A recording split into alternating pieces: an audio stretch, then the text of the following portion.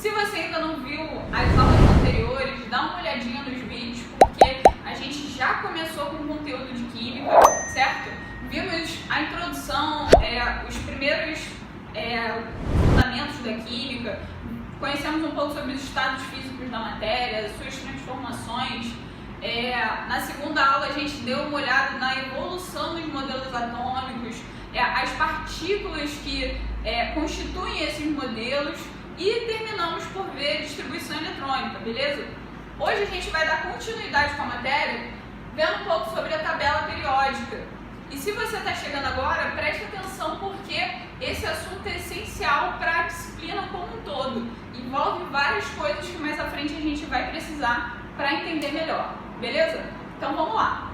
A primeira coisa que a gente precisa entender foi que essa vontade de estudar a tabela periódica, ela veio desse cara que a gente chama de Mendeleev, que a gente conhece como criador da tabela periódica. Anteriormente, ela não era organizada assim dessa forma, como a gente conhece hoje em dia. Ela teve outras constituições, outros formatos, certo? Até a gente encontrar essa forma que mais se encaixa, mais se assemelha ao que a gente entende de classificação, de propriedades e de características, ok? Bem, Mendeleev foi o primeiro a organizar, a montar a tabela, né? Só que, posteriormente, a gente teve atualizações. Uma das últimas foi a de Moser, que trouxe a questão das cargas, da distribuição dos elétrons, junto com Linus Pauling, beleza? Bem, a tabela periódica, como o próprio nome dela já traz pra gente, ela é montada e organizada em cima de uma periodicidade. O que é isso? São características que se repetem, então se torna algo periódico, certo? Bem, na tabela periódica a gente vai ter as linhas horizontais que vão do número 1 ao número 7, certo? Aqui em cima eu escrevi um pouquinho para vocês, essas linhas horizontais, elas são referentes ao número de camadas que cada elemento, cada átomo vai ter ao redor do núcleo. Quando a gente estudou um pouco sobre o modelo atômico, a gente viu que o modelo que a gente conhece atualmente é constituído por um núcleo onde estão localizados os prótons e os nêutrons, né? As partículas que possuem massa e carga positiva, no caso dos prótons, e em volta desse núcleo, né, a gente tem as camadas, e aí elas estão organizadas assim, ó, na tabela periódica, as linhas horizontais. Nas colunas verticais, que estão, ó, marcadinhas aqui de verde, estão numeradas, a gente tem os grupos ou famílias. A gente usa esses dois nomes para nomear elas. Depois a gente vai conhecer o nome de cada família e entender um pouco mais. Essa organização na vertical de grupos ou famílias veio pelas propriedades semelhantes, pelas características comuns que esses elementos têm entre si. Além disso, né, a gente tem 18 famílias no total, né? 18 grupos. 8 deles são da classificação A e 10 deles da classificação B. Depois a gente vai entender um pouco por que tem essa distinção entre A e B. Mas é importante a gente saber que o número do grupo ou da família representa a quantidade de elétron que a gente tem na última camada, que a gente chama de camada de valência, beleza? Ele é que vai dizer quantos elétrons aquele átomo, aquele elemento vai possuir na última camada. Bem, como a gente tinha visto anteriormente e falado, a tabela periódica ela segue a lei periódica, certo? E como ela está organizada? Bem, na tabela periódica, se vocês pegarem aí ela física, acredito que tenha na apostila de vocês vão ver que a gente tem alguns números que aparecem ao lado do símbolo, certo? A gente tem normalmente o número de massa e a gente tem o número atômico.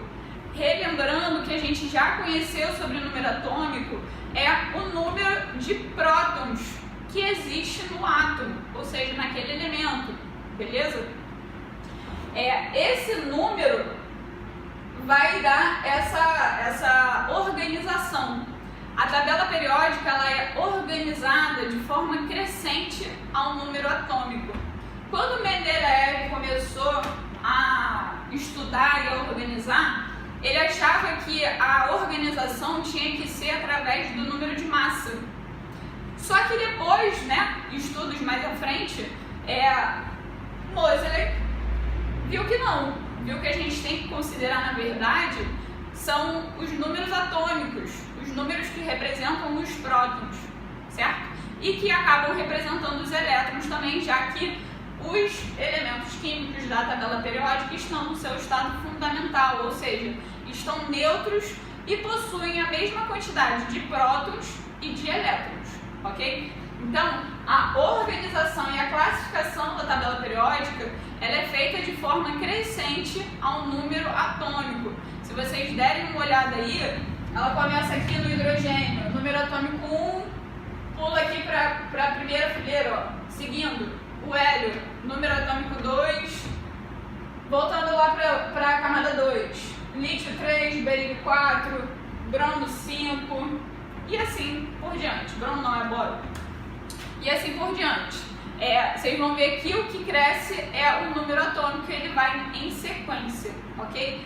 A massa não segue essa sequência, ela é alterada de elemento para elemento e ela não vai crescendo, aliás, até vai crescendo ao longo do tempo, mas não de forma periódica, ok?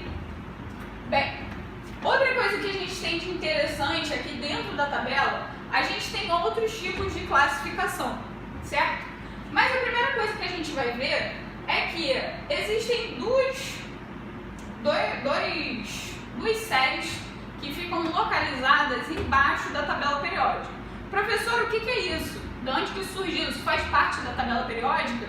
Sim, essas duas séries, essas duas sequências de elementos que vêm listados aqui nessa parte de baixo e que a gente chama de lantanídeo e actinídeo, eles nada mais nada menos são do que elementos que possuem classificações parecidas, propriedades parecidas e que estão agrupadas nessas duas séries que fazem parte aqui da família B, certo? Elas estão localizadas dentro da família B.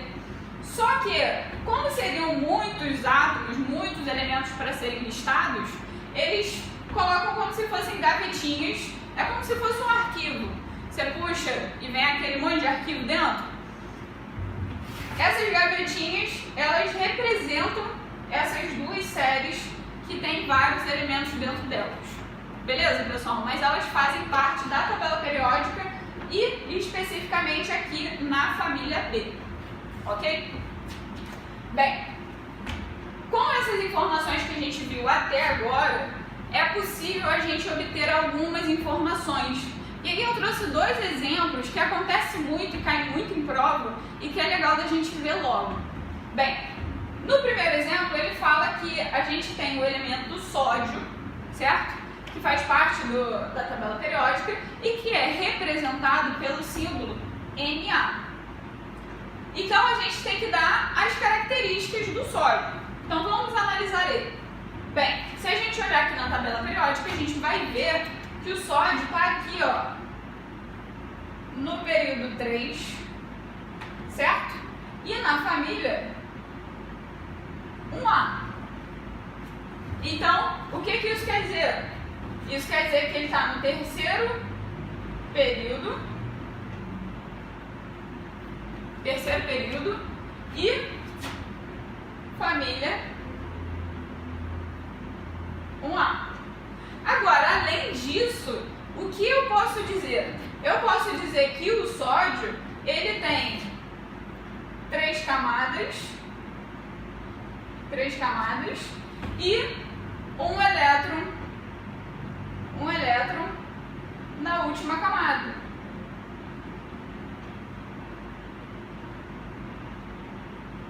Ele possui um elétron na última camada. Por quê? Porque terceiro período, na tabela periódica, o período não representa a quantidade de camadas que o átomo vai ter ao redor do núcleo. Então, 3 camadas. E a família não representa a quantidade de elétrons que a gente tem na última camada. Então, se ele é do primeiro período, da primeira família, da família 1A, ele tem 1 elétron na última camada.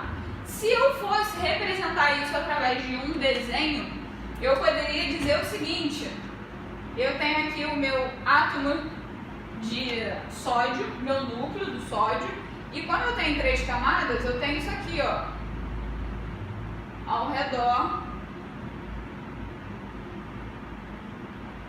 eu vou ter, e eu vou ter 1 elétron na última camada, beleza? Lembrando que essa é a representação do sódio, do Na. Beleza, pessoal? Bem, no segundo exemplo, ele faz o contrário. Ele dá algumas características e pede pra gente o elemento. Então, ó, o elemento que possui 2 camadas e 7 elétrons na última camada, qual é? Bem, se ele está na segunda camada, eu venho aqui para o meu número 2, certo? E se ele tem 7 elétrons na última camada, isso quer dizer que ele está aqui na família 7, beleza? Então, ó, família 7 são esses todos aqui, ó, flúor, cloro, bromo, iodo, todos eles são elementos que constituem, que fazem parte da família 7. Só que eu quero o elemento que está na camada 2. Então, ó, camada 2, eu tenho o flúor, beleza? Então aqui, ó, flúor. E aí o que isso significa também se eu fosse passar isso para um desenho?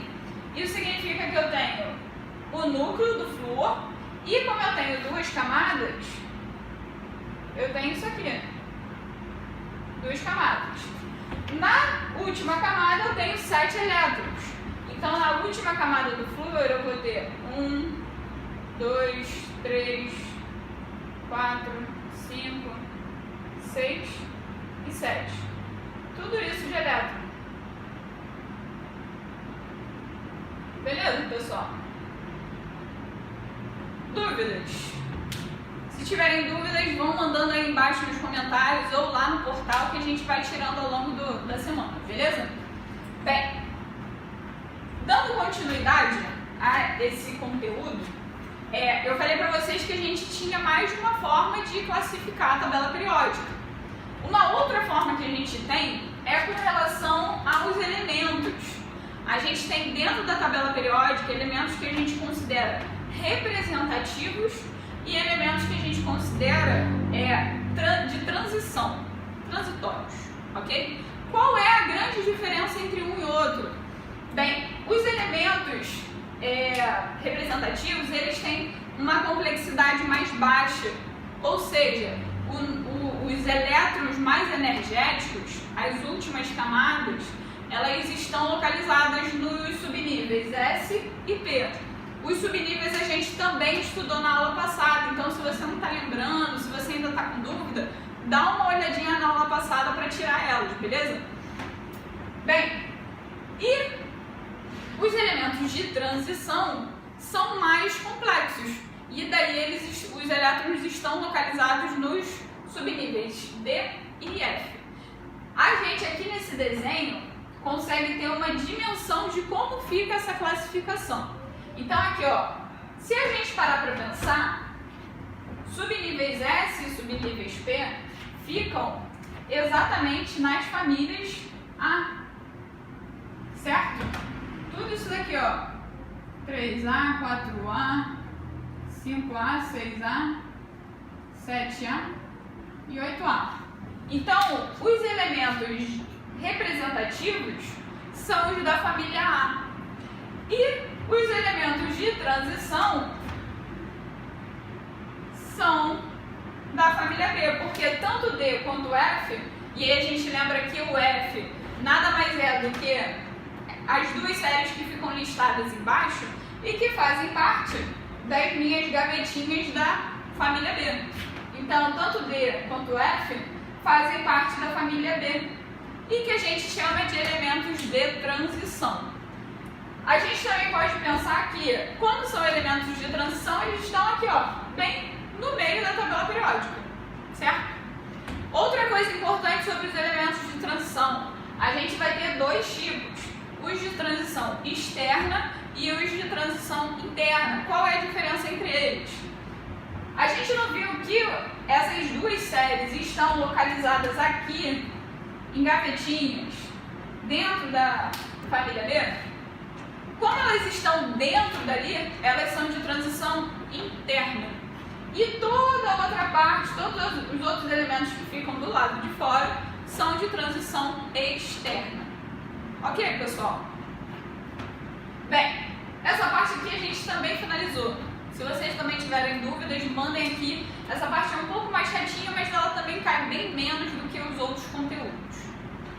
Bem, para finalizar essa parte do quadro, a gente tem, eu falei para vocês, né, que a gente faz uma classificação e a gente já viu que uma delas é com relação aos grupos ou famílias. E a gente dá nome para elas porque fica mais fácil de classificar. A gente também viu que os grupos ou famílias são os elementos que estão organizados e que possuem propriedades ou características parecidas. Por isso que a gente dá o nome de família, que é como a gente monta, né, na sociedade. A nossa família é um conjunto de pessoas que tem características em comum. Então, às vezes o lábio grosso, um nariz mais fino, um buraquinho no queixo, né? São características que aparecem em várias pessoas da família e se tornam comuns. Então, por isso que a gente considera esses elementos como grupo ou família. São elementos que têm características semelhantes, certo? E aí a gente dá nome. A nossa família também não tem um nome? Eles também precisam de um nome, até para ficar mais fácil da gente tratar deles, para a gente classificar, beleza? Então a gente tem ali, ó, são 8 famílias A. A família B, a gente não dá nome a elas, a gente só chama de família B, beleza? Então aqui, ó, família 1A, metais alcalinos, família 2A, metais alcalinos terrosos, certo? Que são os dois que ficam logo no início da tabela periódica. Aí a gente tem a família B, que a gente pula, a gente só chama de família B mesmo. E aí a gente volta aqui para o restante dos elementos de representativos. Família 3A é o grupo do bório. 4A, família ou grupo do carbono. Pode aparecer com os dois nomes, família ou grupo. Ali eu escrevi grupo, mas pode aparecer diferente. Grupo do nitrogênio, certo? Que é a 5A. A 6A são os calcogênios, que é quando começa aqui, ó, o oxigênio, enxofre, selênio. E a família 7A, que são os halogênios, ok? E por último a gente tem a família 8A, que é a família dos gases nobres. Vocês vão ver mais à frente nas próximas aulas que os gases nobres eles são bem importantes e também bem diferentes dos outros elementos. Bem, depois de saber o nome dos grupos ou das famílias, a gente tem a última classificação assim, geralzona que a gente dá, que é com relação aos tipos de elementos que existem dentro da tabela periódica.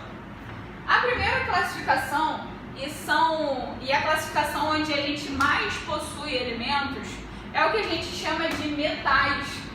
E aí aqui, na tabela periódica, eu escrevi de preto os metais, com a cor preta a caneta. Tudo isso aqui que está em preto, a gente considera metal. Inclusive, as duas séries aqui de baixo também são metais, ok? E aí, aqui a gente tem algumas características. Os metais, a gente conhece alguns, né? Ferro, magnésio e tantos outros. Esses são só alguns, alumínio, ouro, todos são metais. E muitos outros que a gente não conhece, que a gente não conhece o nome, mas que são usados, né, para montagem de vários materiais que a gente usa. Bem, Características dos metais. A sua maioria são sólidos, são encontrados na temperatura ambiente no estado sólido, com exceção do mercúrio. Para você que não lembra o que é o mercúrio é aquele que fica dentro do termômetro, aquele líquido que vai mostrar a temperatura. Aquele ali é o mercúrio e ele em temperatura ambiente, ele está no estado líquido. Tanto é que se você quebrar o termômetro e ele cair no chão, o líquido cair no chão, você vai ver que ele não é um sólido. Ele fica ali, inclusive, ele é perigoso. Se acontecer de quebrar um termômetro, não entra em contato com ele, não deixa nenhuma criança ingerir, porque ele é muito tóxico. Então, a maioria são sólidos, eles possuem um brilho natural, certo? Os metais também são ótimos condutores térmicos e de eletricidade, tanto é que não se deve misturar eles com água, a gente sabe, né? E também os fios são todos feitos, né? Ou por cobre, ou por alumínio, ou por algum outro metal. Então a gente sabe que os metais são ótimos condutores. E algumas outras características que eu não coloquei aqui, mas que mais à frente a gente vai ver e eu já vou dar um spoiler. Então, mais à frente, quando a gente começar a ver a parte inorgânica da química, a gente vai ver que os metais, como eles possuem poucos elétrons na última camada, um A, 2A, um pouquinho do 3A, do 4A, eles também são ótimos doadores de elétrons, então eles gostam de formar íons cátions, certo? Mais pra frente a gente vai conhecer esses termos, então não fiquem preocupados, é só para citar isso por agora, beleza? Bem, a segunda classificação que a gente tem são os não metais ou ametais. Ametais é a forma que a gente mais usa, que a gente mais conhece, porque o A vem com sentido de negação, então ametal significa não metal. E está aqui nessa tabela colorida na cor vermelha. Então todos esses elementos aqui em vermelho fazem parte dos ametais. E aí, diferentemente dos metais, quase que o oposto. Eles não possuem brilho, eles são encontrados tanto no estado sólido quanto no estado gasoso. Então, flúor, cloro, bromo, eles são encontrados no estado gasoso, certo? Eles não são bons condutores térmicos e nem elétricos, então, completamente o contrário dos metais. Além do mais, alguns são duros e quebradiços, certo? E aí eles não são maleáveis, por isso mesmo que a gente não utiliza para fazer cabo, fiação, certo? Eles não conduzem bem a eletricidade e também não são maleáveis para formar fios, certo? E diferente dos metais, eles estão na parte da tabela periódica onde a gente tem a maior quantidade de elétrons na última camada. São as famílias mais altas aqui na numeração. Então, como eles têm já muitos elétrons na última camada, eles tendem a querer ganhar mais elétrons. E aí eles tendem a formar íons ânions. Mas a gente também vai ver sobre isso mais à frente. É só também para citar isso e vocês já saberem que a gente vai dar uma olhada. Quando vocês estiverem lá na frente vendo isso, vocês vão lembrar que a gente citou isso nessa aula. Beleza, pessoal? Bem, para terminar, a gente tem os gases nobres, que estão aqui em roxinho e que fazem parte da família 8A. Os gases nobres, eles, quando Mendeleev começou a organização da tabela periódica, eles ainda não tinham sido descobertos. Então, eles não faziam parte. Essa coluna 8 não existia. Mais à frente, com outros pesquisadores, é que foram surgindo os gases e o estudo dos gases, né? Aliás, gases sempre existiram. Os cientistas é que ainda não sabiam interpretar que aquilo era um gás.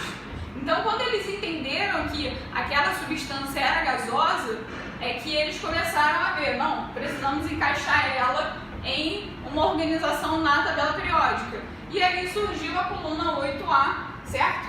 Que possui todos os gases e que também são gases que possuem semelhanças entre si, por isso que estão localizados todos na família 8A, certo? Por último, para terminar mesmo, a gente tem o hidrogênio. E aí vocês vão ver que o hidrogênio ele está aqui logo no iniciozinho da família 1A, logo na primeira camada.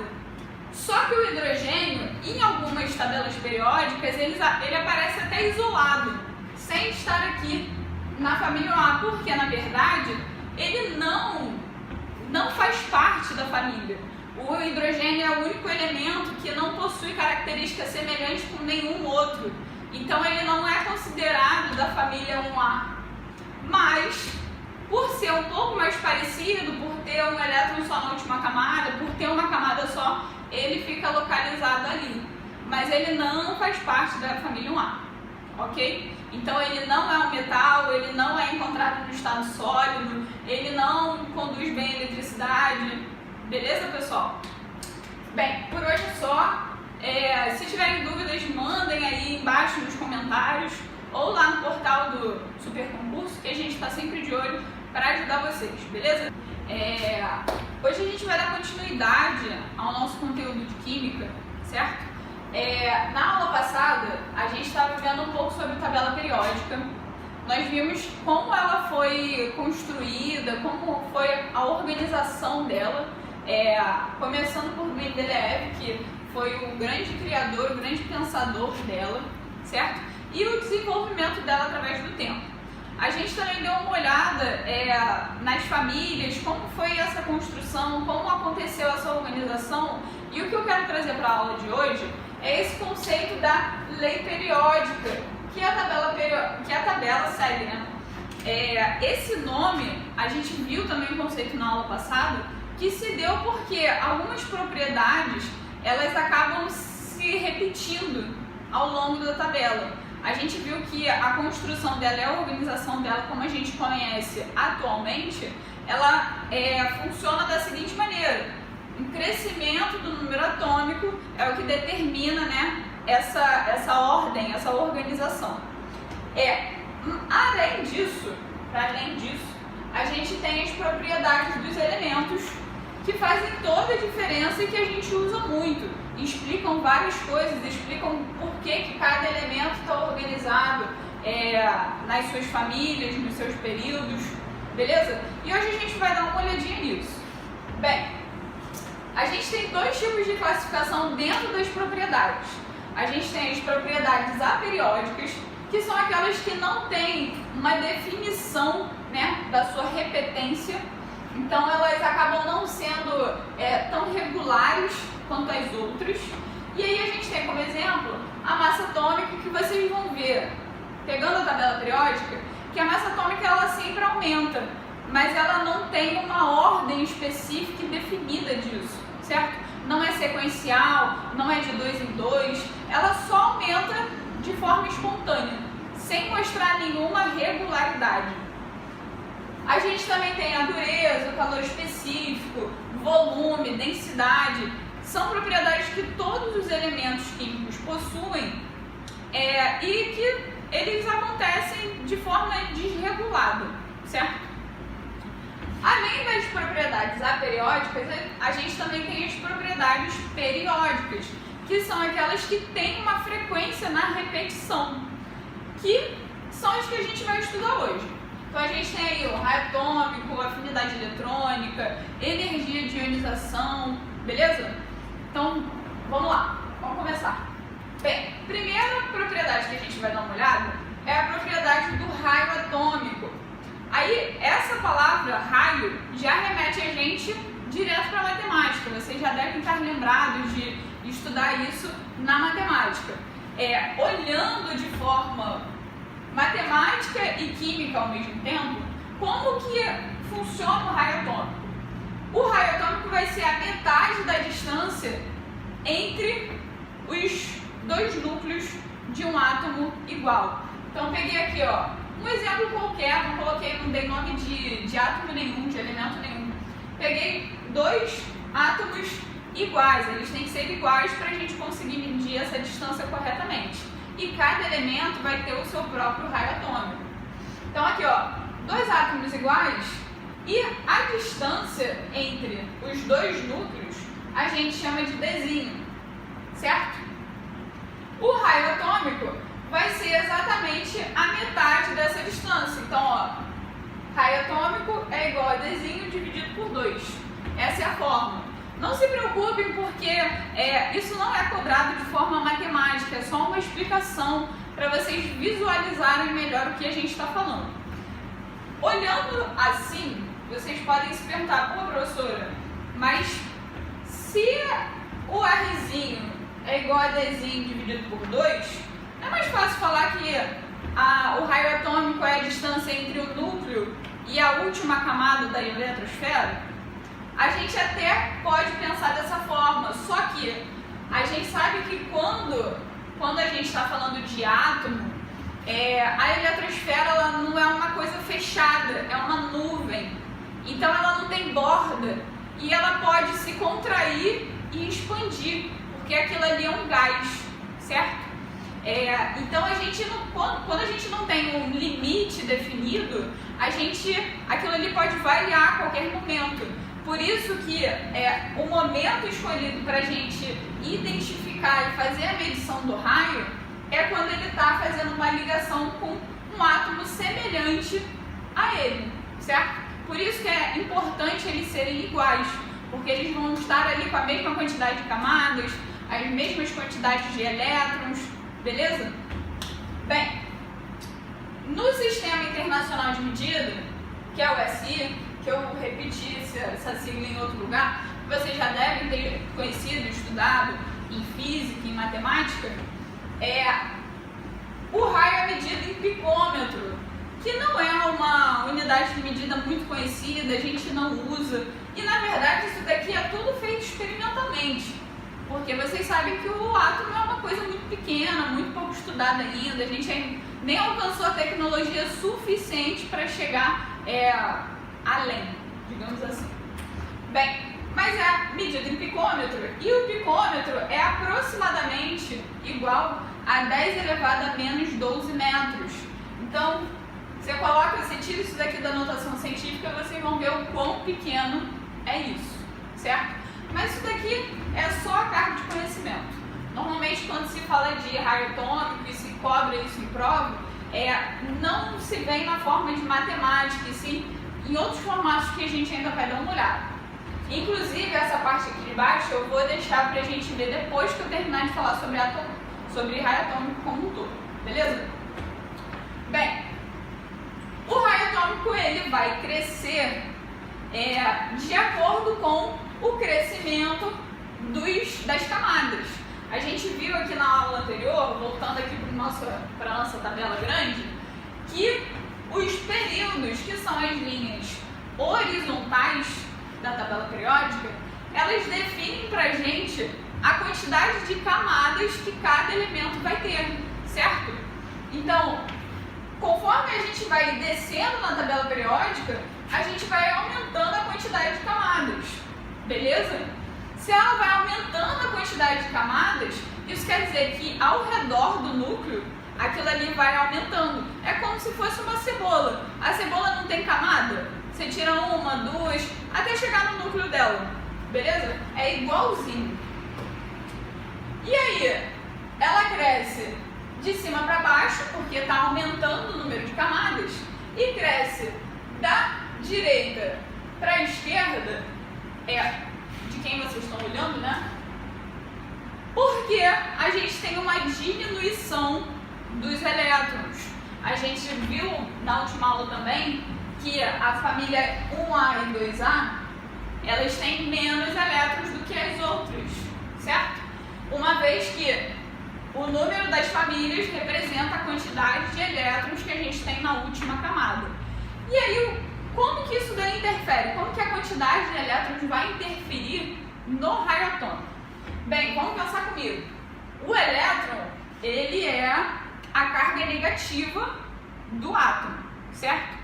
No núcleo, a gente tem as cargas positivas e neutras, que a gente tem prótons e tem nêutrons.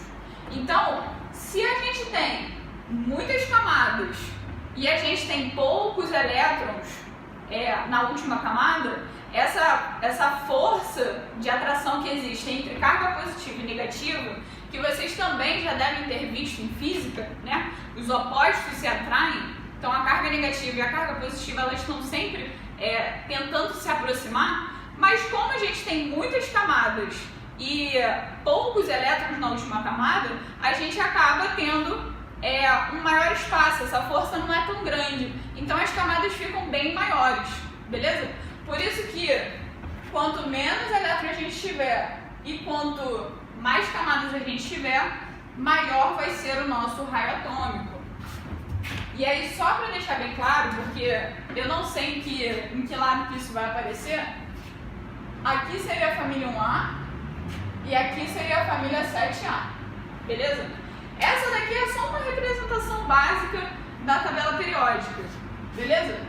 E aqui a gente tem o FR, que é o frâncio, é o elemento que no seu estado elementar, e aí lembrando que o estado elementar é o estado neutro do átomo, ele é o elemento que tem maior raio atômico, ok? Ele está aqui na família 1A, no período 7, então isso quer dizer que ele tem 7 camadas e um elétron na última camada. Bem, até agora a gente estava falando de raio atômico de átomos neutros, certo? Átomos no seu estado elementar. Só que a gente tem os íons, que a gente também já deu uma olhadinha, a gente ainda vai falar um pouco mais sobre eles, mas a gente já conheceu um pouco na distribuição eletrônica, a gente falou um pouquinho. E a gente tem os íons, então a gente vai ter o raio iônico, que depois a gente vai fazer uma comparação com o raio do átomo neutro, certo? Bem, no raio iônico a gente pode ter o íon positivo e o íon negativo, certo? O íon positivo a gente chama de cátion. Por quê? Porque ele está perdendo o elétron, então ele vai ficar positivo. Então, o cátion, ao perder o elétron, o raio dele acontece o quê? Diminui. Professora, por que ele está diminuindo? Se ele está perdendo elétron. A gente aqui, um exemplo com 2 camadas. A gente perdeu esse elétron aqui, consequentemente perdeu a camada. Então, a camada ficou menor. O raio, a distância entre o núcleo e a borda a última camada da eletrosfera, ela ficou menor. Então, o átomo teve seu raio atômico reduzido. E isso é uma regra, tá, galera? O raio do átomo neutro, ele é sempre maior do que o do seu cátion, ok? Lembrando que é do seu respectivo cátion. Eu não posso comparar um raio de um átomo por exemplo, o raio de um átomo de carbono com um raio de um cátion do sódio, beleza? Porque eles são átomos diferentes. Então aqui, ó, a gente tem essa regrinha, beleza? O raio do átomo neutro, ele é sempre maior do que o seu respectivo cátion. Bem, quando a gente está falando de íon negativo, que é aquele que está recebendo elétron, certo? Para ele se tornar negativo é porque ele está ganhando elétron, está ficando negativo. Então a gente chama ele de íon. E quando isso acontece, ao ganhar o elétron, o raio aumenta. Por que isso está acontecendo? Olha, aqui a gente, se vocês contarem, né, esses pontinhos verdes, eles são os elétrons. Na última camada desse átomo aqui, a gente tem 7. E na última camada desse átomo aqui, a gente tem 8, certo? E por que isso acontece? Porque a agitação e a abertura que é necessário fazer para se ganhar outro elétron faz com que haja um espaçamento desse raio, uma abertura, uma repulsão entre eles, correto? Então, para eles ficarem assim, nessa organização e com estabilidade, o raio ele precisa aumentar para caber mais. Então existe esse movimento e aí com isso o raio ele naturalmente se expande, beleza? E aí faz com que ele se torne maior. Então, outra regra, o átomo neutro ele é sempre menor do que o raio do seu ânion, do seu respectivo ânion. Novamente lembrando, a gente só compara quando os átomos são iguais, beleza? Bem, visto isso, a gente volta para cá, que é o nosso resuminho. Então aqui, ó, o raio do cátion é o menor, depois vem o raio do átomo neutro e depois o raio do ânion, beleza, pessoal? Isso daqui é muito importante que vocês deem uma gravada aí, um caderno, bota uma atenção especial, porque esse tipo de questão costuma cair bastante de comparar as propriedades periódicas. Bem, terminamos a parte de raio atômico e aí a gente volta para a próxima propriedade, que é a energia de ionização. O que seria a energia de ionização? Ela vai ser a energia que a gente vai precisar, vai ser necessária para a gente retirar um elétron do seu átomo, certo? A gente vai ver na próxima aula um pouco sobre as ligações químicas. E aí vocês vão entender que são os elétrons que se transportam, né, que mudam de átomo para átomo e que fazem essa ligação. Então, a energia de ionização vai ser a energia necessária para remover esse elétron do átomo, beleza? Bem, a gente pode remover a quantidade que for necessária de elétrons. Só que a primeira energia de ionização ela é a mais baixa. E aí ela vai aumentando, porque cada vez mais você vai precisando de mais energia para tirar os elétrons ali daquela camada. Porque eles vão ficando mais próximos. Conforme você vai tirando, a força de atração vai aumentando. Então, para você tirar o segundo, você vai precisar de mais. Para você tirar o terceiro, você vai precisar de mais energia do que você precisou no segundo e no primeiro. E aí aqui eu também trago um exemplo. Aqui, ó, o exemplo do átomo de sódio. A gente tem primeira energia de ionização 496. A segunda energia de ionização já pula para 4.562 e vai aumentando, beleza? Então, quanto mais elétrons você precisa tirar, mais energia vai ser necessária para aquilo ali acontecer.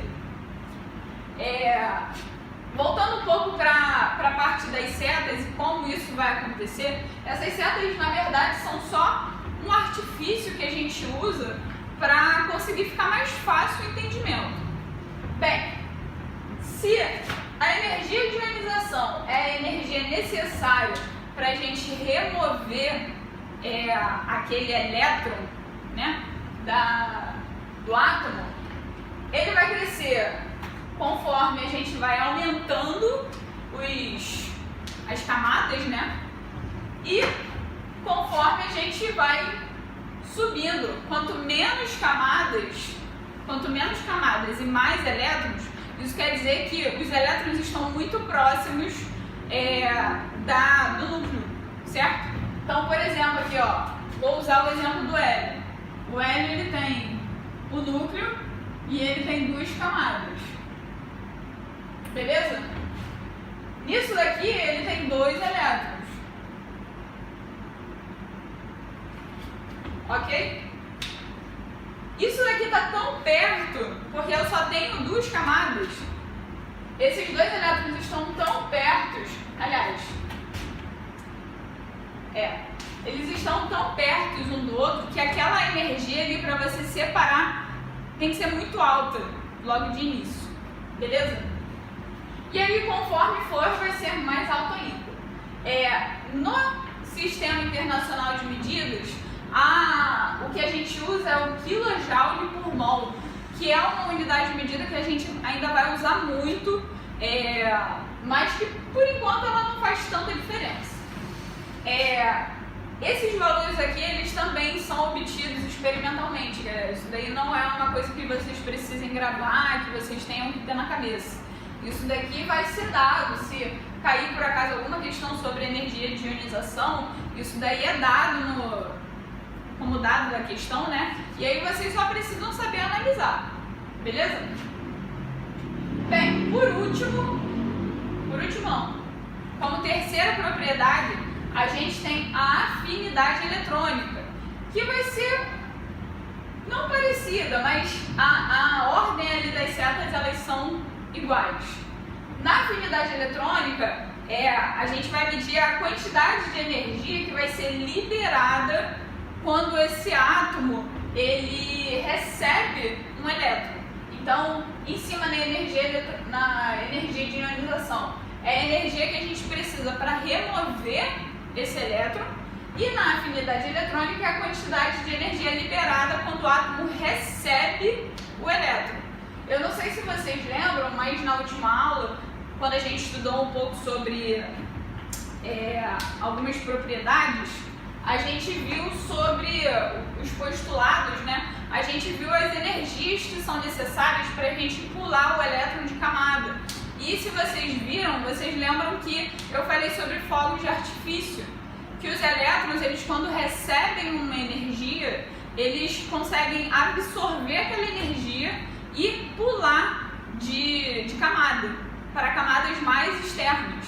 Então, quando é exatamente isso que acontece aqui, a quantidade de energia que vai ser liberada, porque quando ele volta para a camada de origem dele, ele libera energia. E é isso que faz com que os fogos aconteçam. Aquela é a energia que o átomo está liberando quando ele retorna à camada de origem dele. Então, é uma definição do que está acontecendo. Bem, a posição das setas é exatamente igual.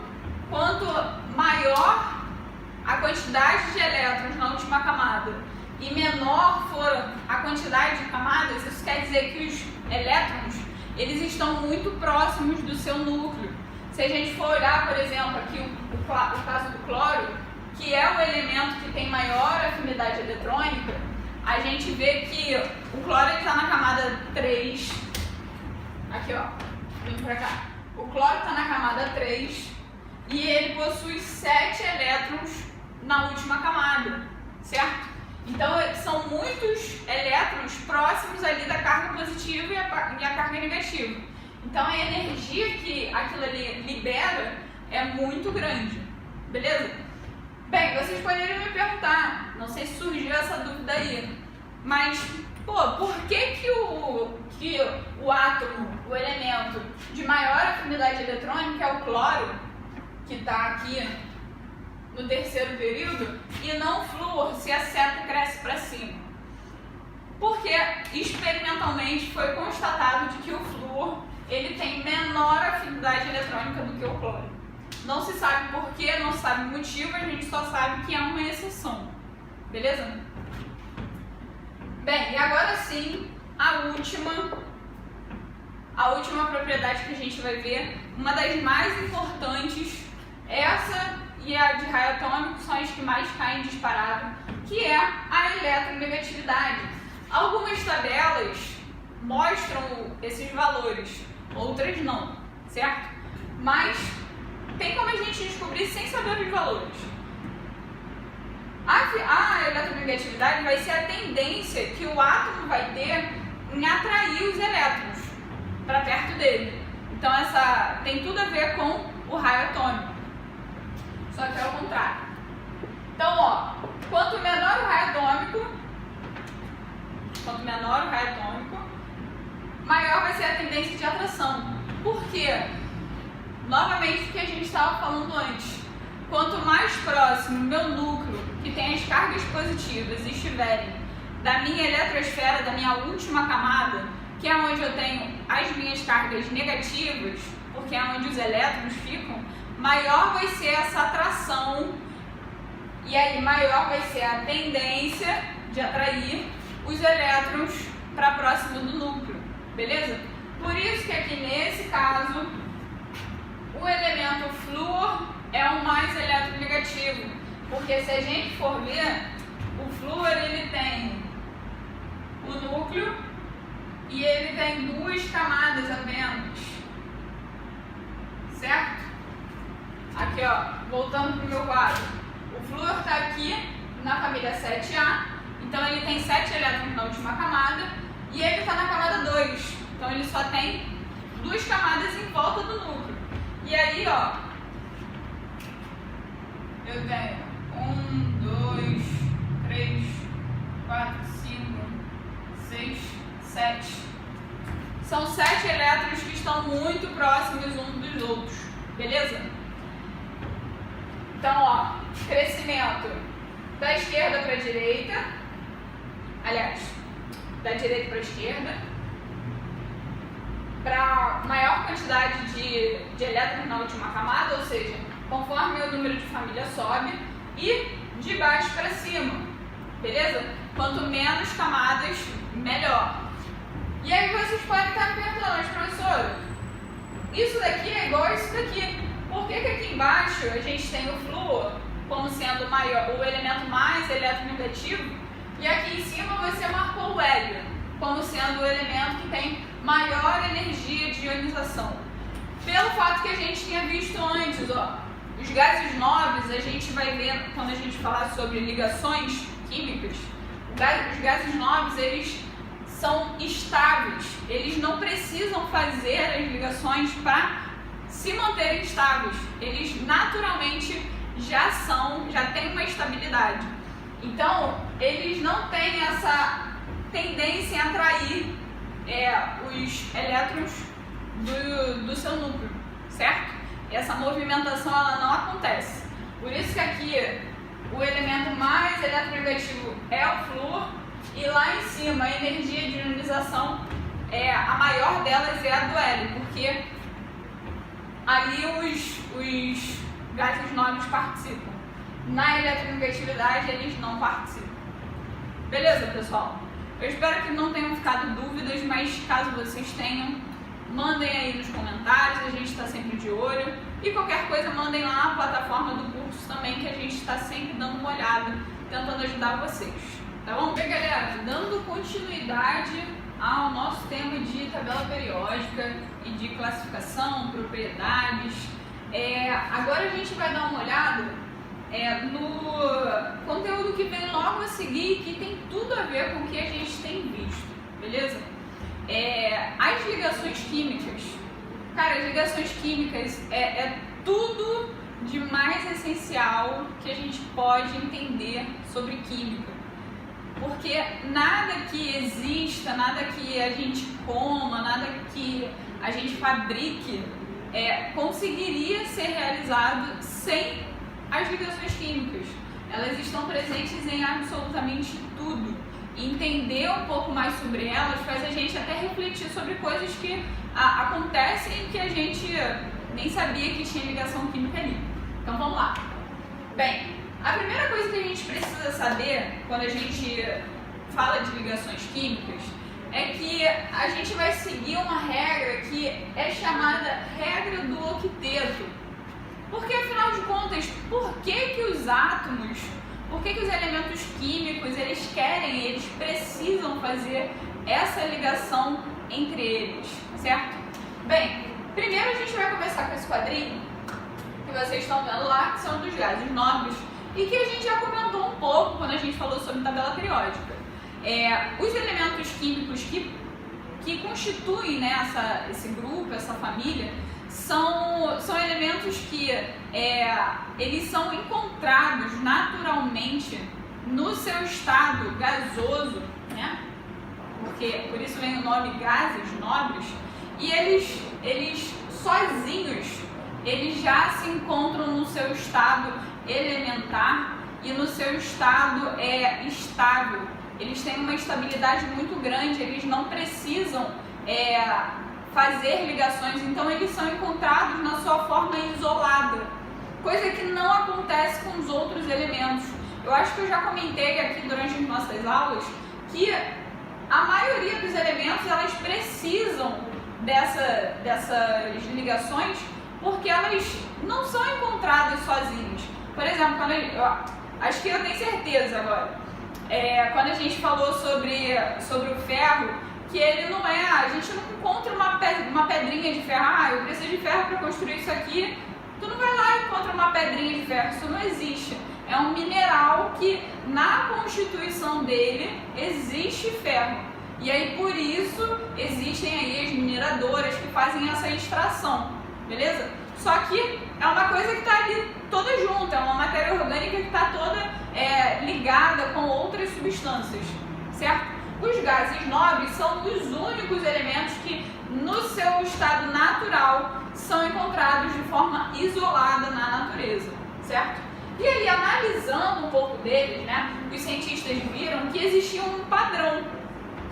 Todos os gases nobres, ó, o hélio, o neônio, o argônio, o criptônio, o xenônio, o randônio, todos eles, com exceção do hélio, tinham na sua camada de valência, que a gente também já viu, camada de valência é a última camada, certo? É a camada mais energética. Então, na sua última camada, eles tinham 8 elétrons nessa camada, certo? Com exceção do hélio, que só tem 2. Até porque, se a gente olhar na nossa tabela periódica, o hélio está na primeira camada junto com o hidrogênio. Então, tanto o hidrogênio quanto o hélio, eles ficam estabilizados com 2 elétrons na última camada. E essa é a nossa exceção à regra do octeto. Todos os outros elementos vão precisar fazer ligações e adquirir 8 elétrons para alcançar essa estabilidade.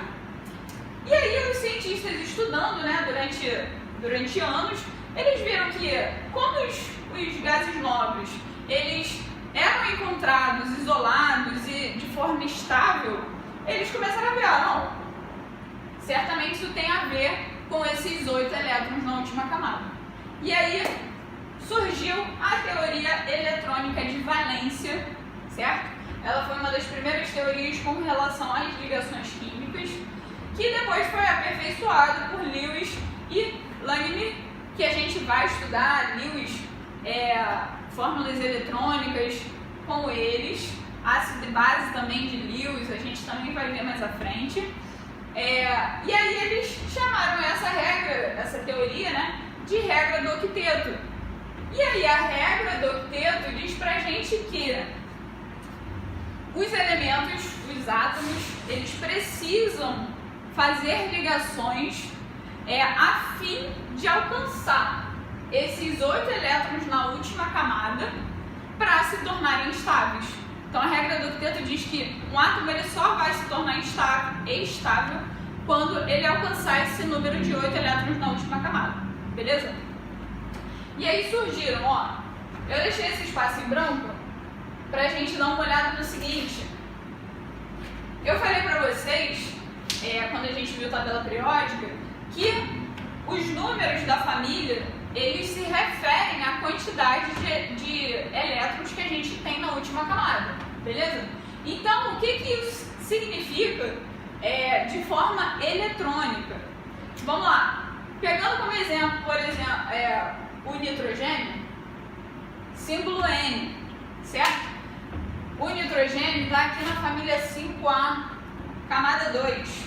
Isso quer dizer que o nitrogênio ele vai ter 2 elétrons. Aliás, ele vai ter 5 elétrons, certo? Porque o nitrogênio faz parte da família 5A, ok? Outro exemplo, vamos pegar o bário.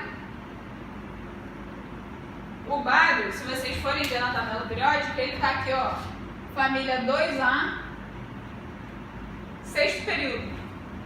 Então isso quer dizer que o bário vai ter 2 elétrons na última camada. Mais um exemplo para a gente terminar. O selênio.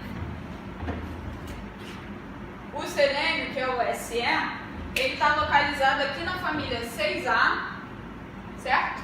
Família 6A, quarta camada. Isso quer dizer que lá na última camada dele, na quarta camada, ele vai ter 1, 2, 3, 4, 5, 6. Pessoal, essa daqui é a representação eletrônica. que a gente vai usar muito a partir de agora para exemplificar essas ligações, beleza? E lembrando que essas ligações químicas que a gente vai começar a ver, tanto a ligação iônica que está aqui no quadro, quanto a covalente, a metálica, a coordenada, a partir da última camada, são os elétrons da última camada, que é a camada de valência, como a gente chama, é que fazem essa ligação acontecer, seja ela qual for.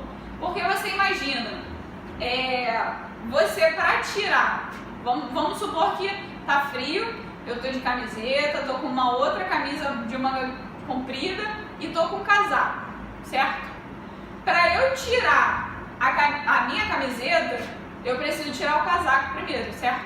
Então a gente sempre usa o que está mais externo, beleza? Então o que vai fazer a ligação, os elétrons que vão se movimentar para fazer as ligações químicas acontecerem, são os elétrons da última camada. A gente não pode tirar um elétron que está, sei lá, numa camada intermediária, porque teriam outras coisas antes, beleza? Bem, essa é a fórmula eletrônica que a gente vai usar muito, então se atentem a isso. Bem, falando um pouco agora mais especificamente sobre a ligação iônica, que é a primeira ligação que a gente vai ver, a ligação iônica ela vai acontecer da seguinte forma: é uma transferência de elétrons, ou seja, um átomo vai estar perdendo elétrons e o outro vai estar ganhando elétrons, beleza? Essa proporção tem que acontecer um por vez e ela precisa acontecer na mesma quantidade. Então, se um átomo está perdendo um elétron, o outro só pode estar ganhando um elétron, beleza? Desse átomo, ok? Bem, a gente já tinha falado um pouquinho sobre isso, eu já tinha comentado que os elementos da família 1, 2 e 3, eles têm maior tendência em perder esses elétrons. Por quê? Como é uma quantidade pequena e a regra do octeto diz que eu preciso alcançar o número de 8, vocês concordam que é mais fácil eles perderem esses 3 elétrons da última camada do que ganharem 5 elétrons? É mais fácil perder 3 do que ganhar 5. A energia que seria gasta, todo o processo, é mais fácil para eles perderem os 3 e ficarem com a camada anterior completa, porque as camadas elas sempre vão estando completas. A última pode estar incompleta, mas todas elas até chegar à última tem que estar completa, beleza? Então aqui a gente tem 1, 2 e 3 e os elementos da família 5, 6 e 7, 5, 6 e 7, eles preferem ganhar elétrons, porque eles têm respectivamente 5 elétrons na última camada, 6 elétrons na última camada e 7 elétrons na última camada. Então é mais fácil ganhar 1, 2 ou 3 elétrons do que perder essa quantidade de elétrons que eles já têm, beleza? Então é basicamente juntar o útil ao agradável. Um quer perder e o outro quer ganhar. E isso acontece entre os elementos dessas duas classificações, os metais e os ametais, beleza? Os metais têm a característica, a tendência em perder os elétrons, e os elementos ametais, eles têm a característica de ganhar elétrons. Ok, pessoal? Bem, exemplo. Aqui eu tenho o sódio e a distribuição eletrônica dele. A gente já viu distribuição eletrônica, se você não está lembrando, dá uma retornada no conteúdo anterior. Então a gente tem aqui, o sódio, ele tem número atômico 11. Então na distribuição dele, a última camada é a 3s1. Se a gente contar aqui em cima, a gente tem 11 elétrons, ok? Já o cloro, ele tem número atômico 17. Então, fazendo a distribuição dele, na última camada eu tenho o 3s2 e o 3p5. somando isso daqui, eu tenho 7 elétrons na última camada, certo? Aqui eu só tenho 1. Então, ó, o útil ao agradável. O sódio só tem um elétron, ele prefere perder. O cloro, ele já tem 7. Para ele alcançar 8, falta 1. Então ele quer ganhar. O sódio vai transferir esse elétron, vai doar esse elétron para o cloro. E aí, olha aqui o que vai acontecer. Depois dessa transferência, o sódio vai ficar só com 2 camadas, certo? Porque a partir do momento que ele perde o único elétron que ele tinha na última camada, essa camada deixa de existir. Uma camada não existe vazia, ela precisa ter pelo menos um elétron.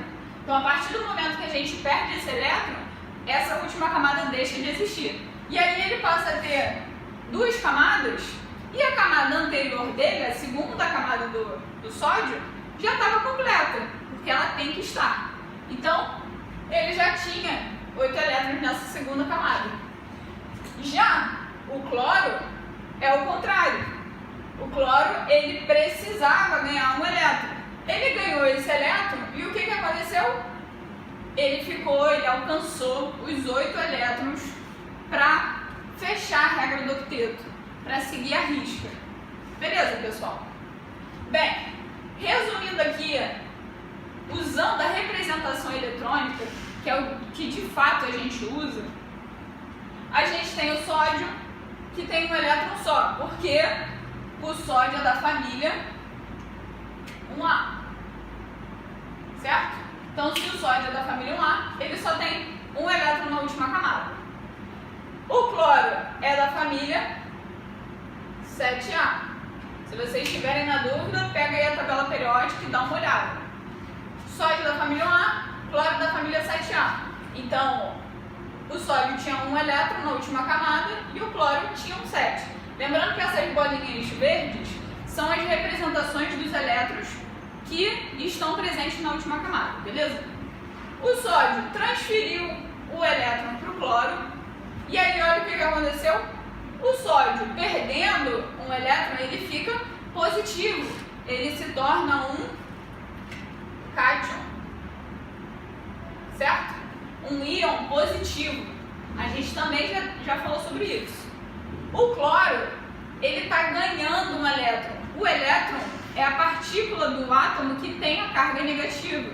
Então, se ele está ganhando carga negativa, ele está ficando negativo, certo? E aí ele se transforma em um ânion.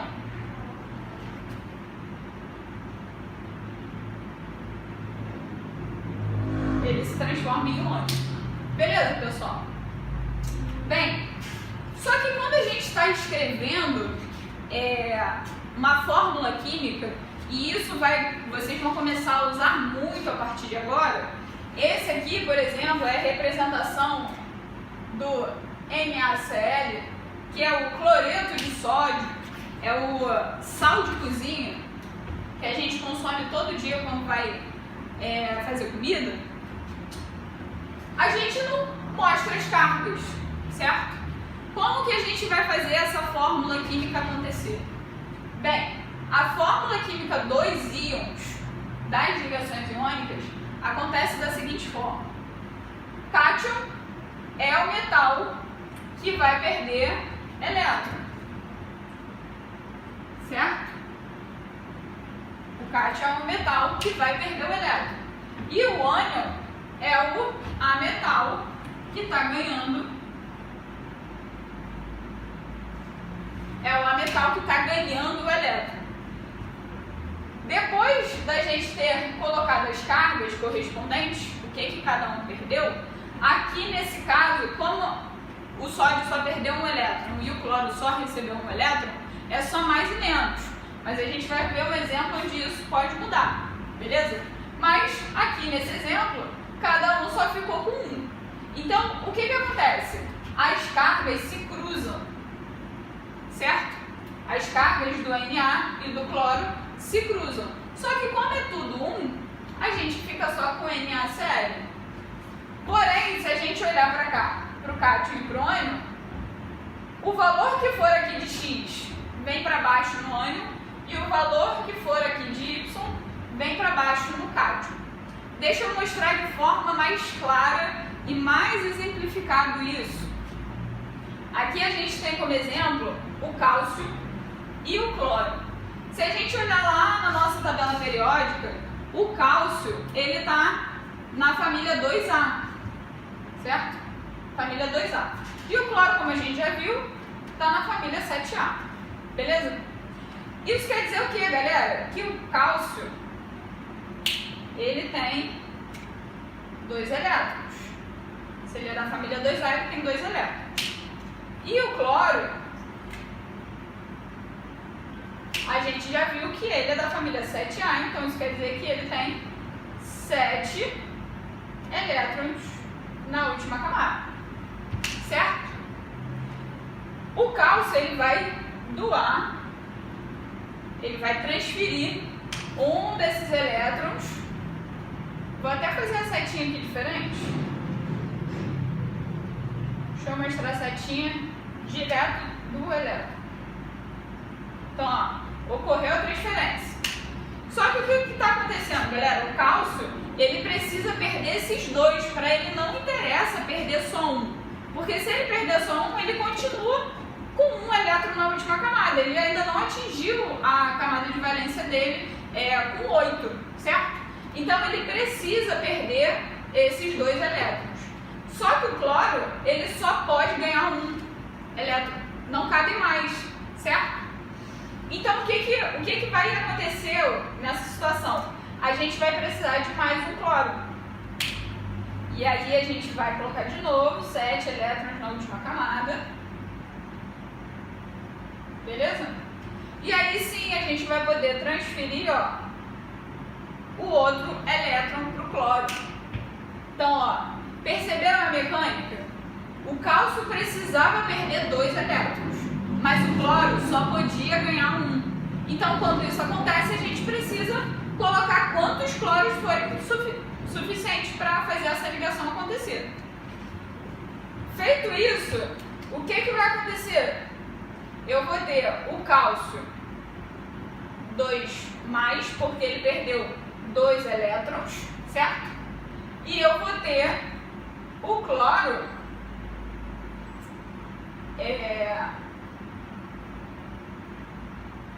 menos, porque o cloro está ganhando uma carga.